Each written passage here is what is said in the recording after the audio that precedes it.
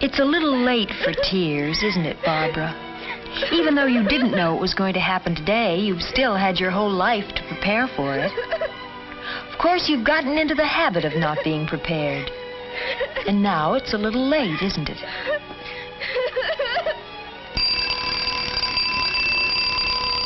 You're a creature of habit, Barbara. We all are. Unfortunately, not all of your habits are good ones. This was how your day started. Started wrong.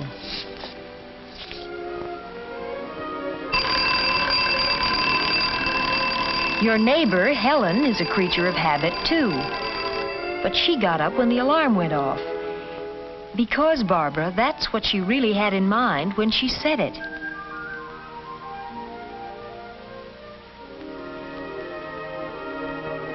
Helen has trained herself to know what she's going to do, in what order, and where the things are to do it with. She really doesn't have to think about it. She already knows what clothes she's going to wear today. As it turned out, it was a special day for Helen, too. But she makes a habit of being ready for special days. She starts by having a place for things and keeping them there.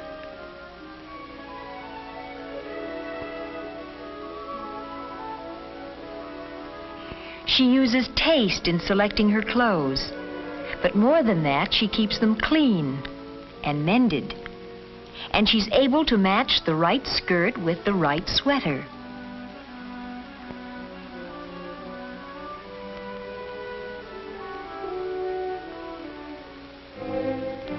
This was going to be a special day for you, but you hadn't gotten very far with your preparations for it. Was your whole family asleep? No, your mother was up. Had been for an hour. Barbara! Barbara, get up. You'll be late for school. Does she have to do this every morning, Barbara? Barbara, do you hear me? If your mother stopped acting like a second alarm clock for even one day, you'd probably think it was a dirty... Pete's sake, I hear you. I'm up. You didn't seem at all appreciative. Even if you're not really well-mannered, you could make a habit of being civil. And you weren't really up when your mother called you. Little lies are such a firm foundation for big ones. You started your day with no plan at all. Looking for your hairbrush? Can't remember where you left it?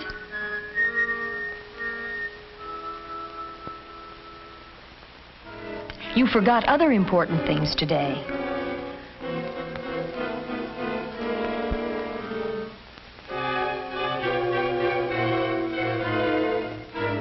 You meant to fix that collar, but you've gotten into the habit of putting things off. There are so many things you plan to do this coming Saturday or the one after that. Let's see. You found the algebra notebook you lost. The ski pants you meant to put away in the chest. The afghan you started to knit last summer. And, oh yes, the sweater you were looking for.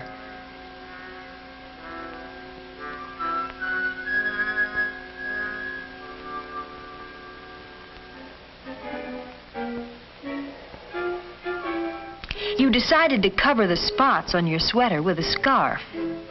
You often do that. But you can't forget that the spots are there. If you had a habit plan for your mornings, you might get off to a decent start someday.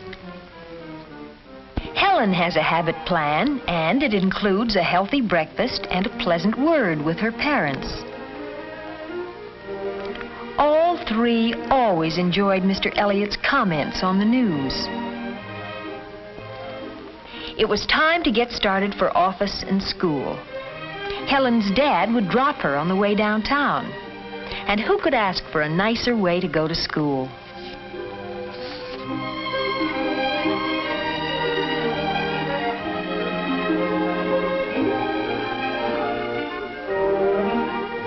Your brother was ready, but your father couldn't wait for you.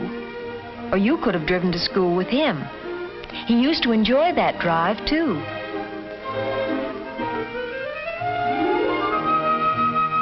Your eggs were cold this morning, but you had no time to be picky about food or to think about your diet. No time for milk or even to say good morning. No time for manners. You made a pretty picture with your rumpled skirt, your spotted sweater, and your hair in a tizzy. As usual, all your neighbors knew how late it was when you went by at your regular dog trot. You were late for school this morning, but then you're almost always late, and you're guilty about it. More so because your lateness is habitual. You're in a rut with a bad habit, and the longer you stick with the habit, the deeper the rut gets. When you saw Helen, you suddenly felt envious. But more than that, you felt a distaste for your sloppy ways. And you knew you could do something about them if only... That wasn't a happy thought, was it? Or do you always drum with your fingers?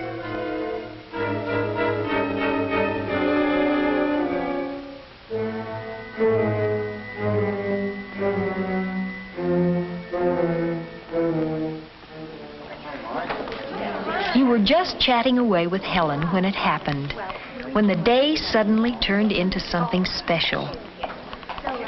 You've never been friends with Ann Tolliver, and you've always wanted to be. Hi. Hi. Some of the crowd's coming over to my house right after school.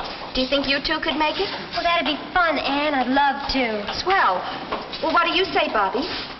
Sure, thanks. Okay, see you later. Bye. That'll be fun, won't it? Oh, yes. Bye. Each school year sees new groups forming, old ones reforming. Yours is a changing social world, and the opportunities to be part of it must be taken when they arise. You knew this afternoon that you were making a bad impression, and you knew how easy it is not to be invited again, and how quickly you can be left out of the crowd. You were embarrassed by your messy hair and the fingernails you had neglected to clean.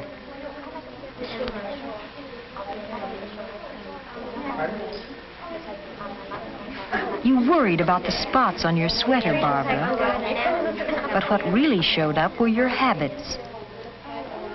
You didn't find it very pleasant comparing yourself with the others. What? I said, what do you think? You weren't listening. You seldom do. It's a habit of yours. I guess I don't know much about it. They were talking about a popular book. All your friends were interested, but you never got into the habit of reading books.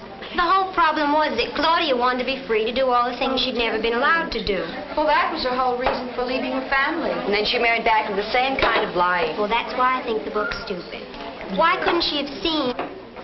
No, you added nothing to that conversation. The trouble with me is getting started. I always have to force myself to do new things. I'm the same way. I didn't even want to go to my first concert because I thought it would be too long-haired. Oh, but the music is wonderful. I'm going to go to the whole series. My mother had to drag me to the museum. But they have a wonderful costume exhibit there. I got an idea for a new dress. Oh, what kind? You've never taken an interest in music or politics or art.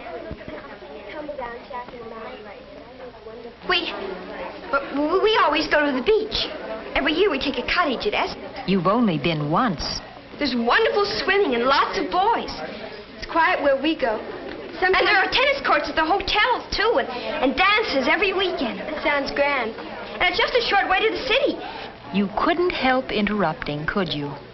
And you couldn't help stretching truth like a rubber band. We all like to talk about ourselves. But a soliloquy isn't a conversation. First, you didn't talk at all, and then you did all the talking. Conversation is a two-way street. But for you, it's either one way or a dead end. Goodbye. I hope you had a very nice Thank time. you, I did. Bye. See you tomorrow. Goodbye, Barbara. I hope you enjoyed yourself. Thank you. Bye. In all society, at all ages, we know that people are going to talk about other people. Unfortunately, our faults are often more discussed than our good points.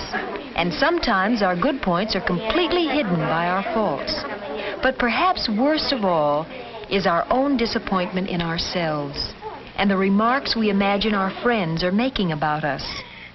Gee, I think dirty fingernails are horrible. Maybe she felt shy. A spotted sweater isn't shyness. And bad manners are still bad manners no matter what you call them. Now, in your own room, the memory of this day stands between you and your whole pattern of behavior. Where will you start? Your complexion? That starts with soap and water and goes on to regular meals and the right kind of food. Your hair? It's more than just a shampoo when you happen to think of it. Your clothes? Not just cleaned when your mother takes them away from you, but a system of cleaning. For all a pattern, a network of habits. Helen checks her clothes for cleaning when she takes them off. That's a habit of hers. This morning, Helen took her skirt from the front of the closet. Tonight, she hangs it in the back. That's a habit, too. One on the plus side. It gives clothes a chance to hang, rests the fabric. Tonight, Helen makes a plan for tomorrow. A what to wear, what to do, when to do it design for living. Helen has the habit of being ready for special days.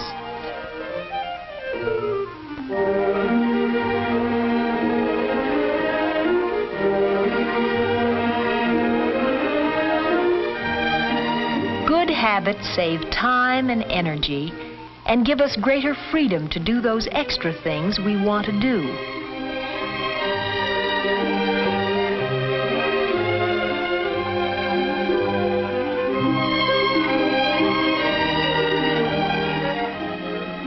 Yes, a good start. But these improvements are not yet habits, not by any means. They must happen again and again until they fit into the fabric of the days without conscious thought. If you try, really try, you can root out the poor, accidental habits and establish in their place the good habits approved by custom, accepted by society.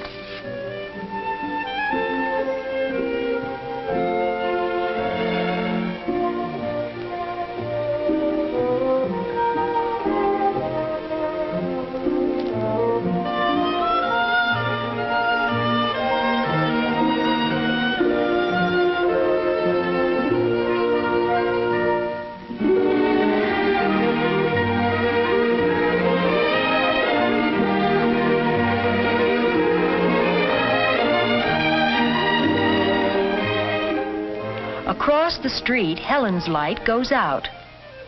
Reasonable hours are part of her pattern. And you, Barbara? Well, you've had a hard day. But staying awake to think about it won't help it any. Go to bed early for a change. Give yourself a good start on a new day.